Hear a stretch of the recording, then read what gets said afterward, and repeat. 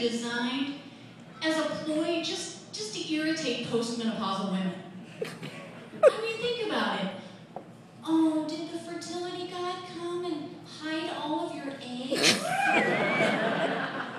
And you can't find them? Like, have some chocolate. Yeah, the women laugh because they're like, God, that's right. The men are laughing because there's no holiday in late September where an imaginary rooster comes and hides all your Viagra and leaves a scotch and soda instead. Sucks. There is. I think your wife's playing a trick on you. So I saw a commercial from Miralax the other day. This is a laxative that promises no excess gas. And I thought, isn't all gas excess gas? I mean, sometimes I have excessive gas, but that is different. Ladies, be honest with me. Have you ever farted so hard that you shot your tampon across the room? No?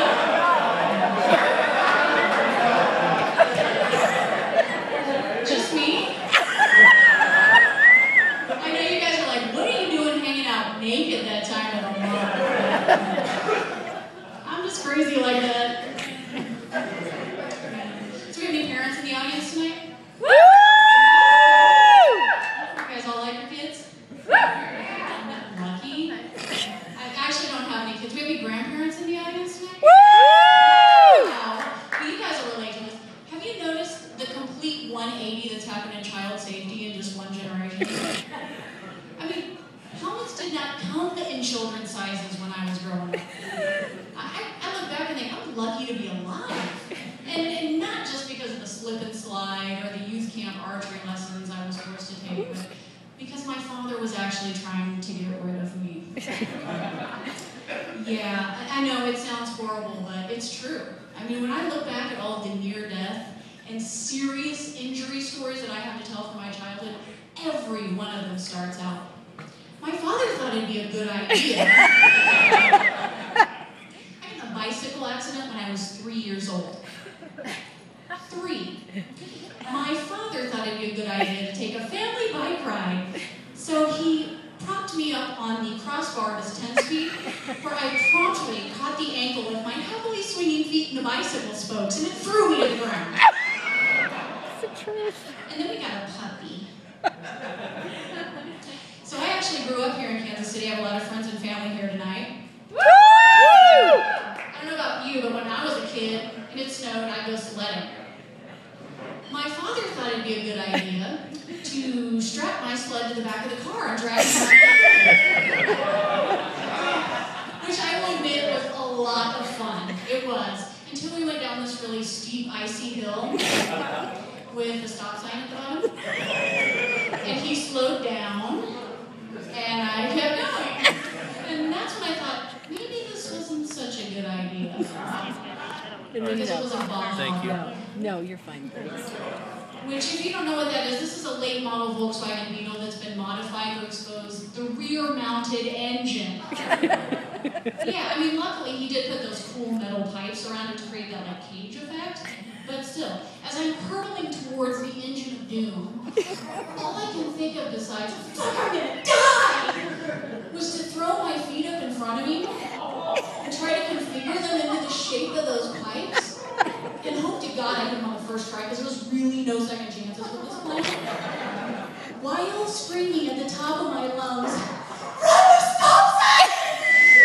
Run the stop sign!"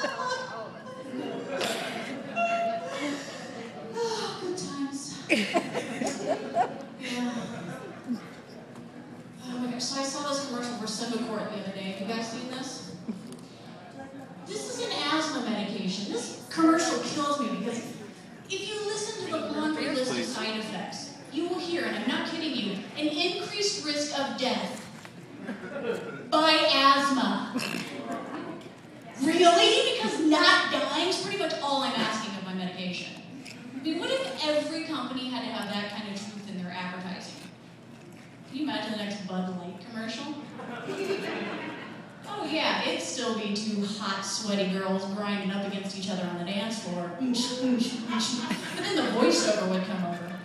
Side effects are mild and could include nausea, vomiting, headaches, dizziness, memory loss, and poor judgment, such as pissing on yourself, puking on your friends, sleeping with your neighbor's wife, or breaking into a bank because you think it's your house.